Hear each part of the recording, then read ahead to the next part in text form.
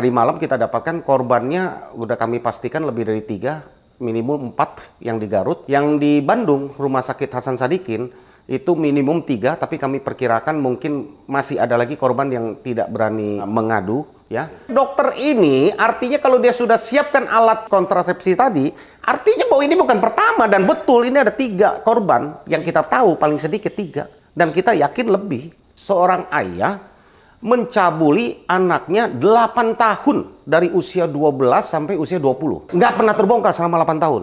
Nah, peristiwa di Sukabumi, ada 10 santri yang dicabuli, yang dilecehkan oleh oknum guru.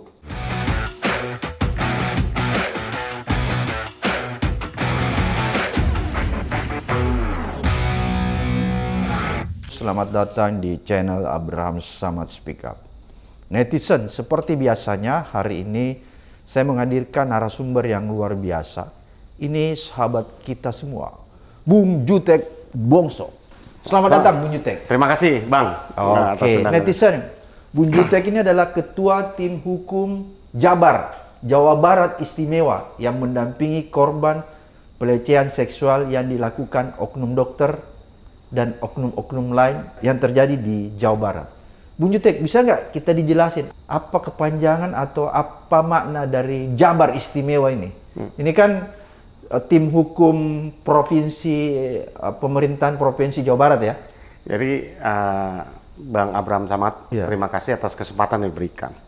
Saya Jutek Bongso, betul, Ketua Tim Hukum Jabar Istimewa. Ya.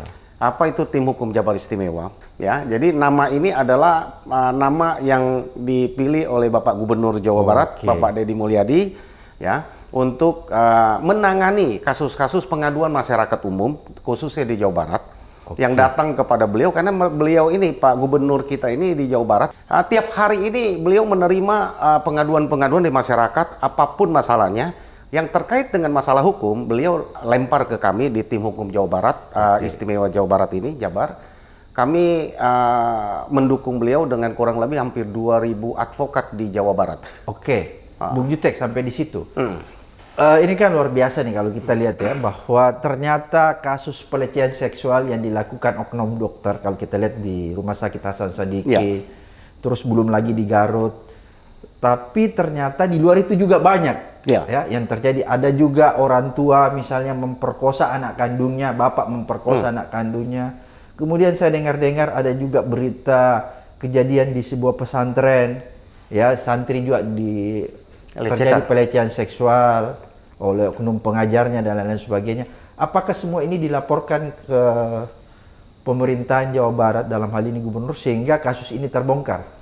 Ya, Bang Abraham. Ya. Sekali lagi bahwa Pak Gubernur Jawa Barat, Pak Deddy Mulyadi, semenjak beliau menjabat, khususnya dalam 1 minggu ini saja, kami menerima kuasa pelimpahan yang mengadu ke gubernur ya, untuk tindak pidana kekerasan seksual ini, ya, TPKS ini.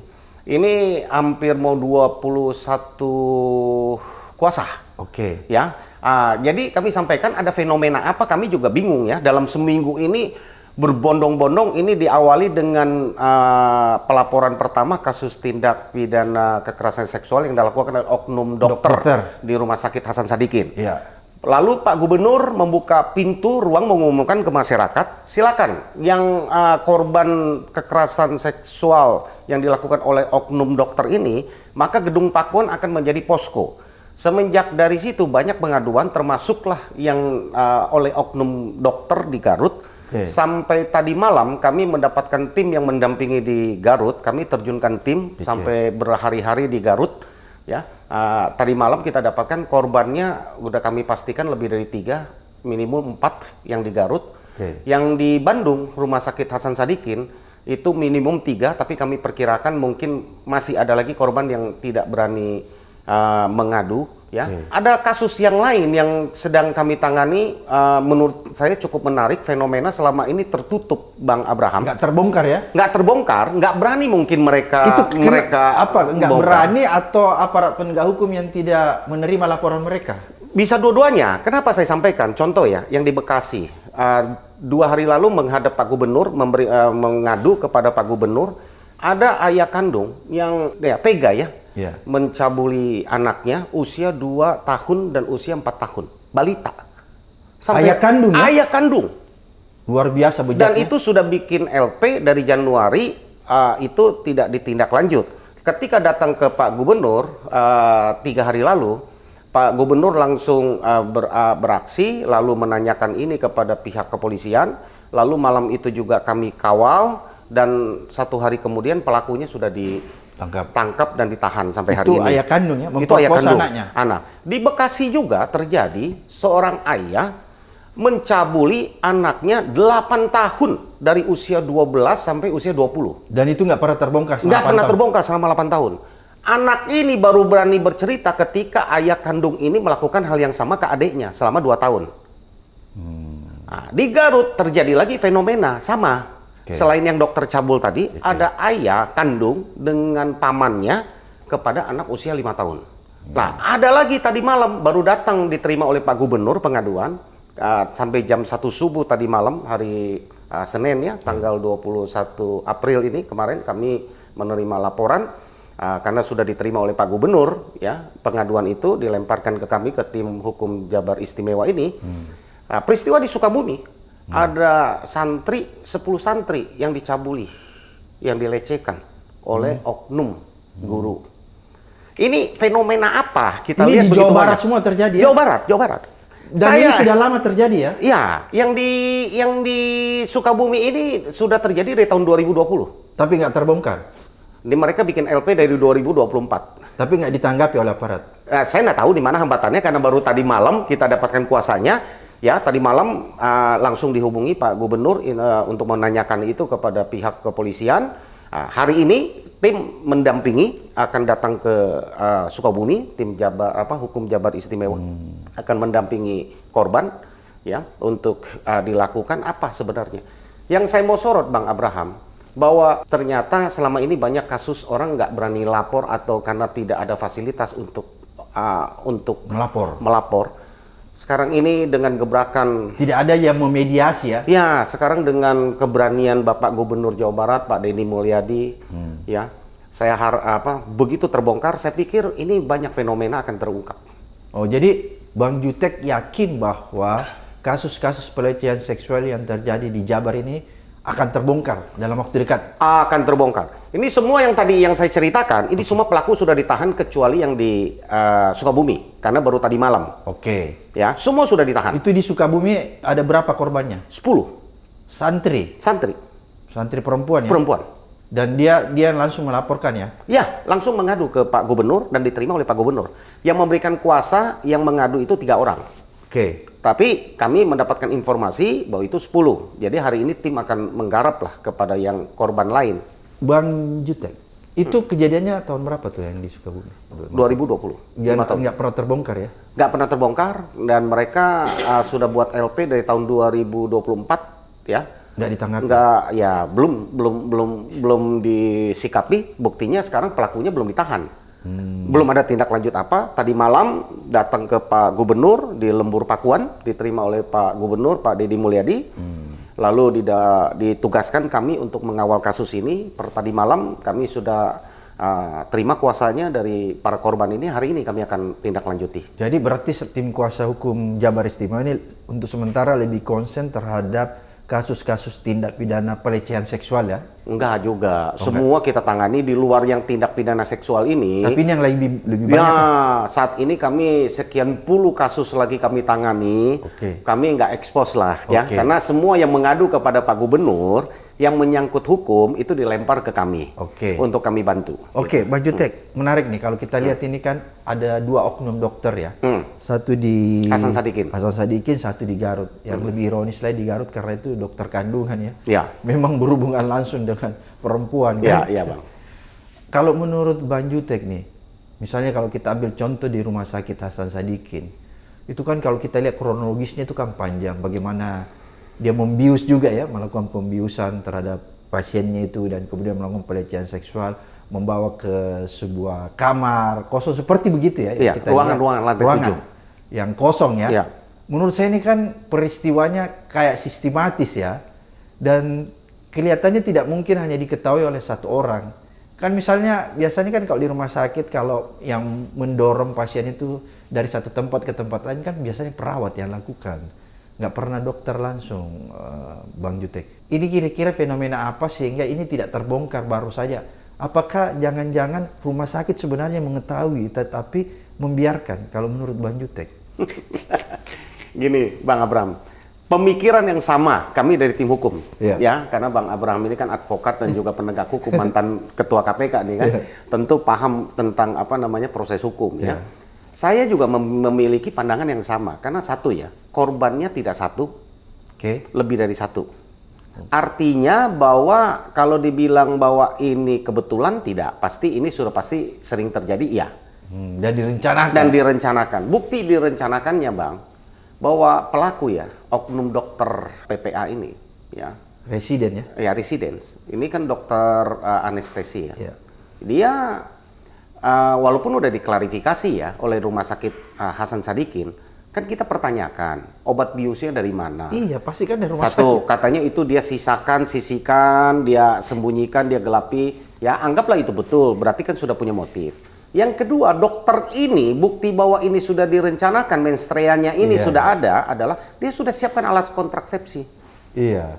Ketika dia bius orang itu tidak sadar, dia pakai alat kontrasepsi untuk melakukan persetubuhan itu. Ya kan? Itu bahwa ini sudah direncanakan.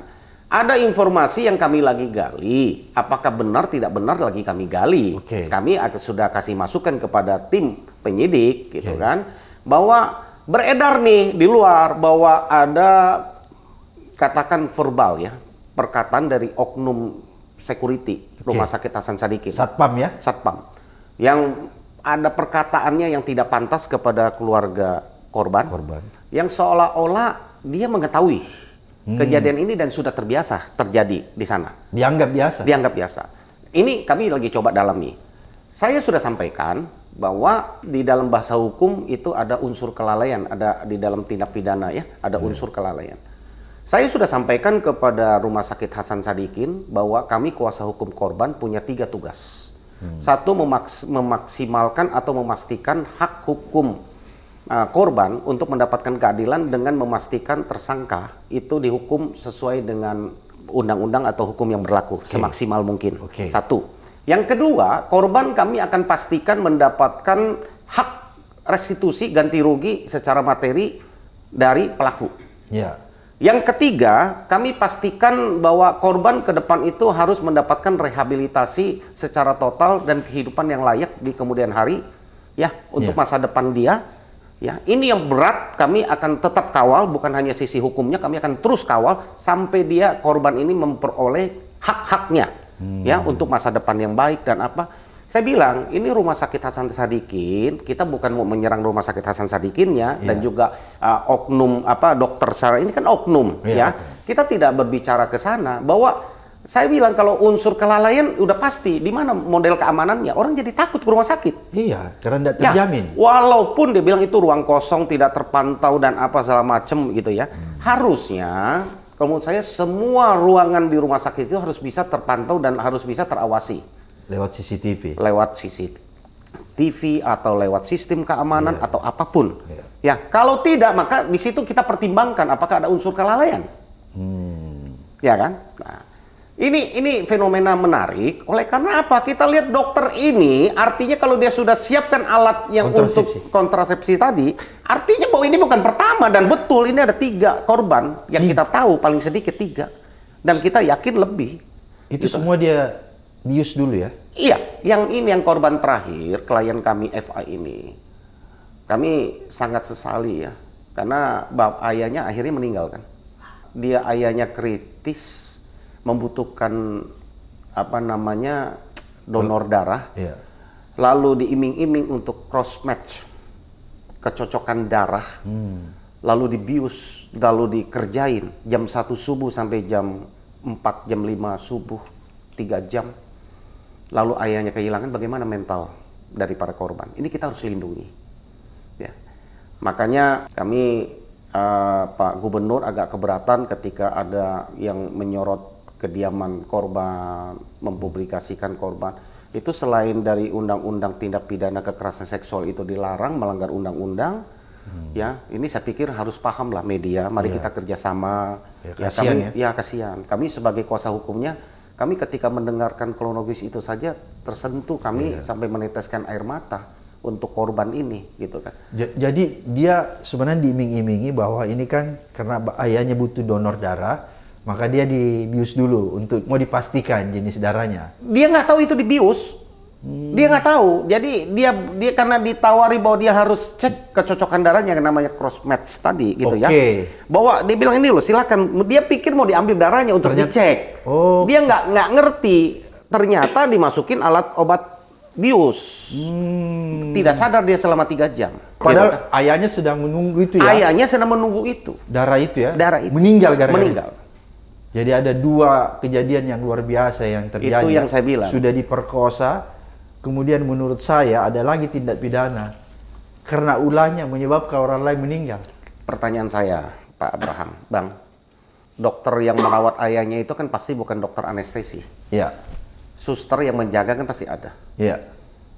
Ya, ketika minta darah sampai dokter anestesi ini tahu dan menawarkan itu, bagaimana caranya ini harus cerita utuhnya digali. Iya, kenapa maksudnya apa hubungannya Dengan masalah anestesi? donor darah dengan anestesi? Kenapa dia diberikan kewenangan membawa pasien itu? Itulah yang kami sampaikan ketika kami mendampingi kunjungan Ibu Veronica Tan selaku Wakil Menteri Pelindungan Perempuan dan Anak bersama dengan staf penasihat khusus Presiden ke Rumah Sakit Hasan Sadikin hari Senin minggu lalu. Saya sampaikan kami rapat bersama antara tim kuasa hukum korban dengan pihak Rumah Sakit Hasan Sadikin dengan Unpad Pajajaran dan juga dari kementerian. Kami rapat bareng. Apa yang saya sampaikan tadi sudah kami sampaikan, jadi nggak ada yang kita tutupi. Saya sampaikan langkah hukum yang akan kami lakukan kepada korban, karena kami dari pihak korban, kami sungguh-sungguh ingin memastikan hak korban di ini. Hasan Sadikin, Rumah Sakit Hasan Sadikin memberikan jawaban bahwa mereka bertanggung jawab dan siap. Ya, kami berterima kasih kepada Rumah Sakit Hasan Sadikin ya, bahwa di awal, kan saya harus fair juga, di awal terbongkarnya ketika viral kasus ini, Rumah Sakit Hasan Sadikin ini mengambil peran bersama dengan Unpad, ini luar biasa. Mereka memberikan langsung akses, lalu mereka mendukung, memberikan untuk visum, didampingi, semacam terbongkar ini. Ini menurut saya sudah betul lah, apa yang dilakukan oleh Rumah Sakit Hasan Sadikin dan Unpad. Tapi ini tidak menghapuskan bahwa mereka juga harus melakukan evaluasi. Ya kan? Dan mereka juga bahwa kami sampaikan secara hukum supaya ini ke depan tidak terjadi, maka kami juga akan mempertimbangkanlah apa yang bisa kita lakukan untuk mempelajari tidak terganggu lembaganya, tetapi hak hukum korban dan masyarakat umum yang lain bisa terlindungi dan percaya masyarakat kepada Rumah Sakit Hasan Sadikin. Karena ini rumah sakit terbesar di Jawa Barat. Semua rujukan se-Jawa Barat itu ke Rumah Sakit Hasan Sadikin.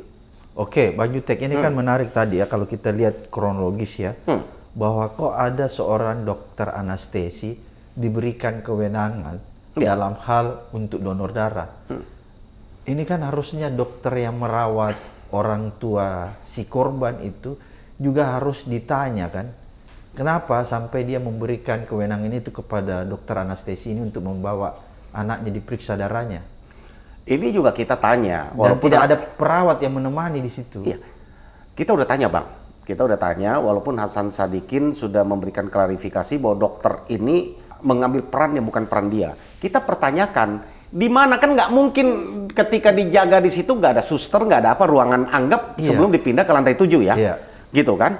Jadi dia suruh ganti baju pasien di lantai 7 yang katanya belum difungsikan, ya kan? Di situ kita lihat jarak itu ke sana tersorot CCTV-nya. Walaupun ada niat lah, katakan dokter ini, sekali lagi ini harus menjadi evaluasi bagi Rumah Sakit Hasan Sadikin, ya. Nah, mereka sudah paham, mereka langsung lakukan evaluasi, ya. Ini efeknya luar biasa kepada para dokter. Bayangkan tingkat kepercayaan masyarakat, ya. Kepada rumah sakit jadi luar biasa loh. Jadi takut orang. Apalagi yang terjadi di Garut ini, Pak Abraham. Ya. Yang di Garut itu gimana tuh, Bang? Yang di Garut ini dokter kandungan. Ya. Viral ini kan gara-gara beredar ya video yang orang lagi USG. Ini kan? Dia gerayangi. Digerayangi. Ya. Itu viral. Kita pikir 1, ternyata 4 korbannya yang melapor. Ada nggak yang sampai disetubui? Sampai saat ini belum. Tapi kalau ini Rumah Sakit Hasan Sadikin itu disetubui Disetubui. semua. 3 orang disetubui semua. Ya. Yang melapor 3 Ya. orang. Dia Yang baru mengaku yang lapor 1, yang 2 ini lagi belum melapor. Takut-takut. Ya, takut-takut. Tapi dia mengaku juga yang 2 yang di rumah sakit bahwa dia juga disetubui. Ya. Dibius Iya. juga. Sama. Modusnya hampir mirip. Sama ya. Hampir Terus mirip. kalau yang di ini Yang di Garut. Garut. Iya. Yang di Garut ini ada yang periksa kehamilan, ada yang ingin suntik vaksin apa namanya. Jadi ada satu pasien yang selain kehamilan ya, Iya. ada yang ya konsul lah, ada biasalah Iya. wanita ada penyakit apa gitu Iya, ya, iya. ada keluhan apa di ininya, bagian sensitif dari wanita. Lalu disarankan pengobatan, lalu disarankanlah untuk dilakukan vaksin supaya antibakteri. Ini modus inilah yang dipakai oleh dokter ini yang hampir ruda paksa kepada pasien ini. Karena ini ke tempat kosnya diiming-iming, di WA, di apa segala macam semua, ya. Ini modusnya macam-macam. Ada yang di dokter ya, yang di Garut ini, modus yang lain adalah dia di ruang praktek dia, Oke. dia apa namanya USG. Iya. Yang satu ada yang sampai ditungguin, diantar sama suaminya di depan suaminya, sampai ditegur sama suaminya karena rupanya di ini, mohon maaf, bagian sensitif tubuhnya terlihat diprotes. Ternyata ya disitulah jadi pelecehan-pelecehan demikian itu ya. Jadi memang ya saya melihatnya akhirnya orang jadi tidak percaya kepada dokter ya, masyarakat ya, ada yang terpengaruh jadi trauma nih. Karena banyak yang hubungi saya, waduh kalau begitu saya nggak mau ke dokter kandungan pria atau apa. Saya pikir nggak semua dokter ya. Ini kan oknum ya. Ini masyarakat perlu tahu ini oknum. Jangan sampai juga bahwa orang jadi takut berobat ke Opjin ya. Saya pikir enggak. Makanya kenapa kami proses supaya penegakan hukum itu berjalan. Dokter-dokter Opjin yang laki yang lain itu jangan gara-gara satu dokter. Waduh, ini nanti kesian loh. Ini pasien dan juga ibu-ibu hamil yang lain jadi takut kan untuk berobat. Menumpuk di dokter perempuan. Nah, menumpuk di dokter perempuan. Kami juga tidak ingin. Kami sampaikan ini oknum. Tapi kami harus tegakkan ya, bahwa memastikan hak-hak korban. Ya, ini ada yang nggak mau melapor, Bang. Kami sampaikan kepada korban yang tidak mau melapor. Yang di mana yang nggak mau melapor nih? Di Garut? Ya, di Hasan Sadikin ada yang nggak mau melapor. Kemudian di Garut juga ada yang tidak mau melapor. Alasannya apa itu, Bang? Ya, mungkin pertimbangannya takut viral, kemudian takut terbuka identitasnya. Kami tim hukum sudah mencoba meyakinkan ya mereka bahwa mereka melapor ini fungsinya banyak loh. Satu, untuk efek jerah, memastikan pelaku mendapatkan hukuman yang maksimal. Satu. Yang kedua, kami sampaikan korban ini punya hak loh. Hak untuk menuntut restitusi ganti rugi. Secara materi. Kan gitu. Kemudian hak korban yang lain kami akan perjuangkan bahwa harus mempunyai jaminan masa depan yang baik gitu ya, dalam pengobatan, dalam psikisnya, dalam hal yang lain ya. Apalagi ini kan mereka datang mengadu ke Pak Gubernur nih kan, ke Pak Deddy Mulyadi, Gubernur Jawa Barat ya. Tentu sesudah penanganan perkara pidananya atau hukumnya ini selesai, saya yakin Pak Gubernur ini juga tidak akan tinggal diam. Pasti akan bantu juga kan mencarikan jalan keluar, kira-kira apa yang bisa dilakukan untuk menolong mereka masa depan, terutama yang korban ruda paksa ya, dan juga yang sensitif, yang tergoncang lah psikologisnya. Ini kan selain pendampingan yang sudah dilakukan oleh Ibu Kadis ya, Ibu Dr. Siska di Provinsi Jawa Barat dengan Kadis di tingkat kabupaten kota. Ini saya dengan Ibu Kadis, Ibu Dr. Siska ini kami komunikasi terus, hampir tiap hari kami komunikasi. Dan ini kami koordinasinya jalan dan bagus ya, karena sama-sama kami bekerja untuk Pak Gubernur Jawa Barat gitu ya. Bang Jutek, jangan dulu. Ruda paksa ya, yang dilakukan oleh dokter di Rumah Sakit Hasan Sadikin. Apakah itu korbannya semua adalah perempuan-perempuan yang belum menikah? Kalau yang sudah memberikan kuasa kami, iya. Belum menikah? Belum menikah. Kalau yang 2 lagi, karena satu usia 20-an, satu usia 30-an. Karena itu sedang kami upayakan untuk menjadi kuasanya ke kami, jadi kami belum dalamin. Jadi yang berikan kuasa, yang melaporkan langsung itu belum menikah ya? Belum menikah. Masih 20-an ya? Iya, masih 20. Kalau yang di Rumah Sakit Garut nih, Kan itu objin kan berarti orang sudah menikah kan. Tapi kan tadi belum tentu juga misalnya ada orang yang memeriksakan kandungannya berkaitan bahwa dia sudah berkeluarga dan lain-lain, bukan juga kan. Apakah korban di situ ada yang sudah menikah, ada yang juga belum menikah? Sudah menikah ya semua. Oh, sudah menikah. Sudah menikah ya, dan sudah pernah menikah lah. Oh, berarti ada janda ya? Ya, ada yang sudah pernah menikah, ada yang lagi menikah, sudah dalam memeriksa kandungannya didampingi suaminya juga. Oke. Ya, tindak pidana dugaan pelecehan ini kan dilakukan ini kita lihat ya dalam tempo sesudah viral ini tadinya 2 kami tahu korbannya. Ternyata bertambah sekarang jadi 4 yang kami tahu. Kami mendapatkan informasi akan bertambah lagi ini. Oke, karena mulai orang berani melakukan. Karena orang berani kan. Okay. Kami yang udah pasti 4 lah, ya kan. Kita lihat fenomena-fenomena ini membuat orang berani melapor.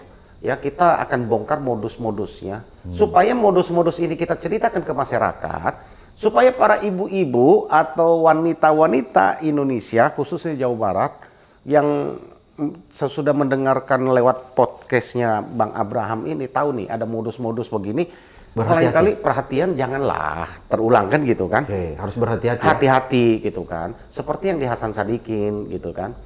Bahwa ketika ada tindakan medis yang tidak didampingi oleh perawat, harusnya protes kan. Iya. Ya kan? Aneh-aneh gitu. Ya, kalau nanti ke dokter kandungan walaupun laki dokternya, jadi nggak usah trauma, nanti bahaya kalau dokter kandungan nanti semua mogok nggak mau kerja juga bahaya buat kita kan, buat negara ini, karena dokter spesialis kita kan kandungan atau spesialis lain kan terbatas. Ini oknum kan. Oknum. Saya pikir bahwa yang penting prosedurnya kita perbaiki. Harusnya walaupun dia dokter laki, harusnya ketika melakukan tindakan itu ada baiknya didampingi oleh suster kan. Ya, perawat wanita ya. Perawat wanita. Ya, biasanya kan begitu. Iya, harusnya begitu kan. Iya.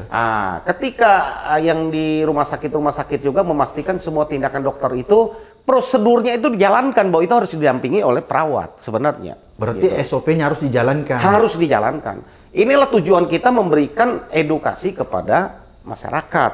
Lewat peristiwa yang kami tangani ini bukan membuat rumah sakit menjadi kolaps, orang tidak percaya dokter, enggak.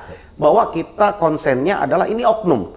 Untuk menutup ulah oknum ini loh SOP-nya menurut kami harus jalankan. Gitu Bang. Apakah menurut Bang Jutek nih, baik di Garut maupun di Rumah Sakit Hasan Sadikin, ada SOP rumah sakit yang tidak dilaksanakan dengan baik sehingga bisa terjadi kasus ini?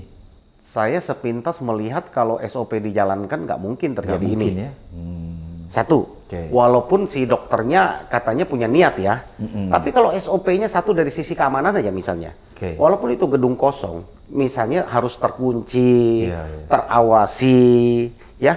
Walaupun kita kunjung ke sana, sebenarnya pasiennya itu atau si korban itu ya ketika dibawa ruangan lantai 7 itu kan rantai masih bocor, masih berantakan. Harusnya ya sedang renov ya. Harusnya bertanya-tanya kan. Ya, ada apa? Oke lah, itu alasan yang cukup masuk akal ya. Tapi dari sisi keamanan kan kami pertanyakan juga. Kok nggak terawasi ya? Ya kan? Harusnya minimal ada patroli atau CCTV. Atau misalnya ada akses pengaman lain. Contoh Bang Abraham, kalau kita bikin satu mall nih, ini yang pernah kejadian kan? Anak-anak terus luncur karena tangganya, pagernya itu yang bawah agak lebar kan? Lalu anak itu bisa masuk, lalu luncur jatuh dari lantai 7, terus akhirnya meninggal. Si pemilik mall itu akhirnya dijadikan tersangka. Kenapa? Ada unsur kelalaian pemilik mall di situ. Kenapa bikin pagar? Nggak memperhitungkan keselamatan anak-anak bisa masuk ke lubang situ. Kalau dibandingkan dengan tindak pidana yang seperti di mall saja, itu tempat umum loh. Ini rumah sakit. Yang khusus. Yang khusus. Menurut saya bagaimana pandangan kita? Harus lebih ketat ya? Iya. Ya kan setahu saya, manuver ketika terjadi dalam keadaan gempa bumi, kebakaran, saya kebetulan pernah di salah satu yayasan rumah sakit ya, saya ketua pengawas di yayasan tersebut, jadi saya paham lah tugas-tugas rumah sakit ya.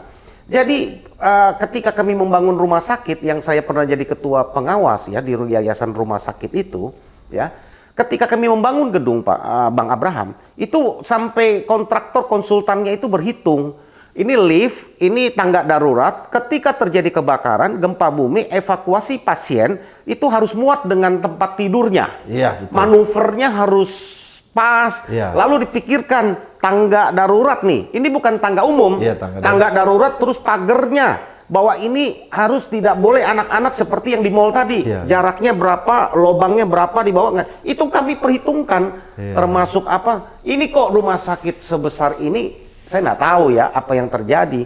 Karena saya pernah di rumah sakit ya sebagai pengurus di yayasan, selain sebagai praktisi hukum, saya paham gitu kan bahwa sebenarnya apa yang harus dilakukan. Kalau ditanya apakah ada unsur kelalaian, kalau menurut saya, penglihatan saya pasti ada. Karena siapa? Ukuran satu, korbannya lebih dari satu, 3. Kalau satu, oke, jebol, kesempatan rumah sakitnya nggak kekontrol. Kalau 3 kali dengan orang yang berbeda. Jadi rumah sakit lalai, tapi dokternya Punya sengaja, niat. kesengajaan. Iya, punya niat. Kesengajaan, punya Mainstream. niat dan terencana dengan baik ya. Terencana dengan baik. Itu yang Anda lihat Bang Jutek. Apalagi Bang Jutek bilang ternyata dia sudah menyiapkan alat kontrasepsi dan lain sebagainya. Iya. Itu berarti dia sudah persiapkan betul ya. Iya, nggak mungkin orang dokter praktek di sana bawa alat kontrasepsi. Iya. Beda kalau misalnya accident ya, misalnya Iya. tiba-tiba aja itu kan dia nggak mempersiapkan alat kontrasepsi ya. Iya. Ini kan berarti dia udah rencanakan betul. Dia udah rencanakan betul. Dan pasien dan ini kan, menurut saya ini harus jadi unsur pemberat. Iya. Ya kan? Ini ya kasus di Rumah Sakit Hasan Sadikin. Di dalam tindak pidana kekerasan seksual itu kan tuntutan maksimum 12 tahun. Iya. Ya kan? Kalau menurut saya kalau dijuntokan ke KUHP, harusnya bisa maksimal bisa 17 bahkan bisa 20 tahun harusnya. Iya. Nah, ini kami lagi berusaha. Harusnya. Karena korbannya lebih dari satu. Iya, harusnya. Ah, Ada kita unsur lagi- pemberatnya. Ada unsur pemberatnya dan ada apakah kita bisa supaya bisa dapatkan maksimal. Iya. Ya kan? Jangan 12 tahun. Kita mau coba untuk ini. Inilah yang kami coba, ya kan? Kami dalam waktu dekat kami akan Dan ini semua sudah ditahan ya? sudah, kecuali yang Sukabumi ya, Oke, yang pesantren. pesantren. Tapi tadi malam sudah koordinasi dengan Pak Kapolres. Mudah-mudahan bisa ada percepatan lah ya penanganan karena LP-nya dari tahun lalu Oktober. Yang di Sukabumi ya? Sukabumi. Oke. Kalau yang di Sukabumi itu 10 orang ya? 10 orang santri. Korban ya? Korban. Itu di bawah umur atau apa? Di bawah umur 12 rata-rata. Jadi itu lebih fatal lagi ya karena Fatal di bawah lagi umur. di bawah umur. Diiming-iming wah katanya tubuhnya kerasukan ada roh apa untuk membersihkannya. oke. Ya itulah modus-modus. Modusnya mau diruqyah mungkin. Ya. Mau diobati ya? Ya, diobati untuk membersihkan tubuh para santri ini katanya kan gitu kan. Wah, Oke. ngeri lah kalau kita ininya. Jadi itu 10 orang usia di bawah umur semua? Di bawah umur semua. Sebenarnya sudah pernah dilaporkan ya, tapi nggak ditindaklanjuti. Sudah ada LP-nya.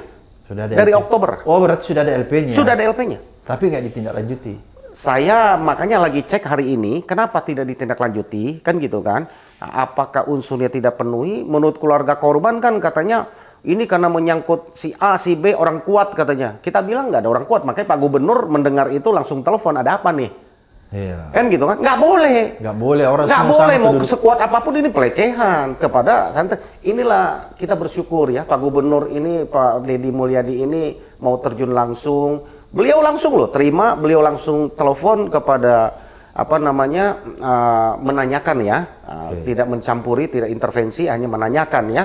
Karena untuk urusan hukum kan beliau serahkan ke tim hukum Jabar Istimewa yang kami dampingi Pak Gubernur Jawa Barat ini, Pak Deddy Mulyadi. Jadi sudah ada hampir setahun ya sebenarnya LP-nya ada ya? Yang di Iya, Sukabumi. Oktober 2024. Tapi belum ditindaklanjuti. Belum ditindaklanjutin. Yang di Bekasi Jangan itu dulu Bung Jute, apakah korban yang ada di Sukabumi itu dia terus masuk di pesantren atau setelah kejadian itu mereka sudah pulang ke rumahnya? sebagian saya belum tahu jelas ya. Yang kalau yang korban yang kuasa ke kami itu sudah tidak di sana lagi. Oke. Sudah tidak di sana lagi. Dia Sudah keluar keluar. ya? Langsung sudah keluar. Sudah keluar. Sejak melapor itu mereka keluar? Ya, sudah keluar. Bahkan ibu korban itu sampai datang si tersangka si pelaku ini ya katanya rumahnya dekat, setiap ini kok bisa bebas gitu kan, padahal udah dilaporkan. Ya mereka hampir tiap hari melihat katanya si pelaku itu gitu kan. Bebas berkeliaran. Bebas berkeliaran seperti orang sakti gitu kan. Jadi itu yang membuat mereka sakit hati, seperti kehilangan, tidak mau mengadu ke siapa. ketika ada kesempatan mengadu, ya mereka datang ke Pak Gubernur, gitu, Jawa Barat. Bung Jutek, apakah yang di pesantren itu hanya dilecehkan, digerayangi, atau disetubui juga? Sepanjang yang 3 korban ini baru dilecehkan, kami akan dalami, karena ini baru tadi malam kita dapatkan kuasanya, nanti kami update lah Bang Abraham untuk berikutnya. Itu sementara sih baru dilecehkan ya, dengan iming-iming katanya ini, ya, kami belum dapatkan informasi yang utuh ya. Karena baru 3 dari 10, 3 korban yang kami dapat kuasanya, gitu. Menurut saya gini, Bung Jutek ya, kenapa sampai ini kita harus munculkan? Mudah-mudahan kasus yang terjadi di Jabar ini membuka pintu di provinsi lain. Yang terjadi itu orang mulai berani ya. Misalnya di Jakarta kan kita nggak menutup kemungkinan juga di Jakarta banyak kejadian-kejadian begini. Mungkin ada juga yang menimpa pasien tapi dia nggak berani kan. Oleh karena itu ini kita harus publikasi. Kasus yang kita publikasi bukan korbannya, tapi kasusnya kita angkat supaya orang lain berani melaporkan. Kira-kira seperti itu, Bang Jutek. Betul, betul. Jadi saya pikir mereka berani melapor karena difasilitasi oleh pemimpin daerahnya ya. Dalam Jawa Barat ini oleh Pak Gubernurnya, dibantu kami. Saya pikir dengan intervensi seperti kasus yang tadi saya cerita di pendahuluan Bang Abraham, yang di Bekasi, itu orang tua kandung ke anak usia 4 dan 2 tahun, itu sudah LP dari Januari. Jadi orang tua kandungnya memperkosa anaknya? Iya, dilecehkan lah, nggak tahu diperkosa atau apa. Ini. Siapa yang melaporkan? Udah ibunya. Oh, ibunya melaporkan. Ibunya, istrinya melaporkan dari Januari, ya, dari Januari 2025. Nah, kita mendapatkan laporan ketika menghadap Pak Gubernur, katanya belum diapa-apakan si siapa? Suaminya. Ya, datang malam itu Pak Gubernur langsung bertelepon ya, menanyakan hal itu kepada pihak kepolisian, menugaskan kami kawal. Malam itu juga sesudah dilapor ke Pak Gubernur, malam itu juga hanya selang mungkin kurang dari 10 jam sesudah melapor dari Pak Gubernur. Langsung ditangkap lalu dinyatakan memenuhi unsur. Jadi selama sekian bulan itu kemana, gitu kan? Apakah harus diintervensi dulu, gitu kan? Sama juga yang ada lagi satu ya, yang orang yang selama 8 tahun dia memperkosa anaknya. Iya. Kalau itu memang sudah ditahan, ya, sudah ditahan sebelum lapor ke Pak Gubernur itu sudah ditahan, ya kan? Bahwa ada hambatan-hambatan yang dirasakan oleh keluarga korban, itulah yang kita atasi kan? Kita kawal, gitu kan? Itu orang tua kandung juga ya? Orang tua kandung, ayah kandung, ke anak kandung, 8 tahun. Disetubuhi ya? Disetubuhi. Dari usia 12 sampai usia 20 tahun. Nanti di umur 20 tahun baru bisa dibongkar ya? Ya, saya tanya kepada korban, kenapa selama ini diam? Ya, dia tahan supaya rumah tangga ayah dan ibunya tidak guncang, dia bertahan. Akhirnya dia tidak tahan ketika dia lihat adiknya pun dilakukan. Oke, Bang Jutek. Ya. Mudah-mudahan ini menjadi pelajaran kita semua. Kira-kira apa Bang Jutek mau sampaikan nih? Ya, untuk menjadi catatan kita supaya kasus yang menimpa para pasien yang dilakukan oknum dokter itu tidak akan terulang lagi. Ya, jadi Bang Abraham Samad, pada kesempatan yang baik ini, saya selaku kuasa hukum korban ya, khususnya korban dari pelecehan dan juga tindak pidana kekerasan seksual oleh oknum dokter ya, yang ada di Rumah Sakit Hasan Sadikin maupun yang di Garut. Satu himbauan kami kepada ibu-ibu, nggak usah takut, ini oknum yang sedang mengandung, jangan alergi, tidak mau datang lagi ke dokter kandungan, ini bahaya juga. Yang jelas bahwa safety lah dari pelajaran yang ada, kalaupun terpaksa harus ke dokter kandungan laki-laki, bahwa prosedur itu harus didampingi oleh suaminya atau didampingi oleh perawat ya, supaya safety, menghindari ya kejadian-kejadian terulang. Nah, kami himbau masyarakat tidak perlu takut untuk datang ke dokter, karena kalau takut nanti kesehatan anak, ibu yang menjadi prioritas pemerintah juga akan terganggu kan, gitu kan. Kepada korban yang belum melapor, kami menghimbau untuk segera melapor karena hak korban itu banyak. Selain mendapatkan pendampingan hukum, menyembuhkan psikologis ya, juga mendapatkan hak ganti rugi, tuntutan ganti rugi kan gitu, restitusi kan gitu ya. Itu yang kita sampaikan. Kepada tindak pidana kekerasan seksual yang lain yang mengadu ya, Pak Gubernur Jawa Barat, khususnya kami keluarga Jawa Barat, karena saya kuasa hukum dari tim hukum Jabar Istimewa, Pak Gubernur sudah membuka pintu. Silakan melapor. Oke. Ya, 1 kali 24 jam. Ya, apapun. Begini, selama ini sudah bermunculan, ya sudah banyak yang melapor. Kami semaksimal mungkin akan memberikan pelayanan. Ya, semua ini gratis, tidak ada biaya, 1 sen pun, semua tidak kita pungut. Bahkan Pak Gubernur ini membantunya bukan hanya sisi hukum, ya, setiap yang datang kepada beliau itu beliau perhatikan sehingga negara Indonesia ini bisa menjadi aman, ya. Luar biasa netizen apa yang disampaikan Bang Jutek. Mudah-mudahan membuka cakrawala kita, Ya, Pak. sehingga kita bisa melihat sebuah kejadian yang terjadi di depan mata kita, dan kita tidak perlu takut untuk melaporkan setiap ada kejadian-kejadian tindak pidana yang terjadi. Sampai ketemu di episode berikutnya di Abraham Samad Speak Up.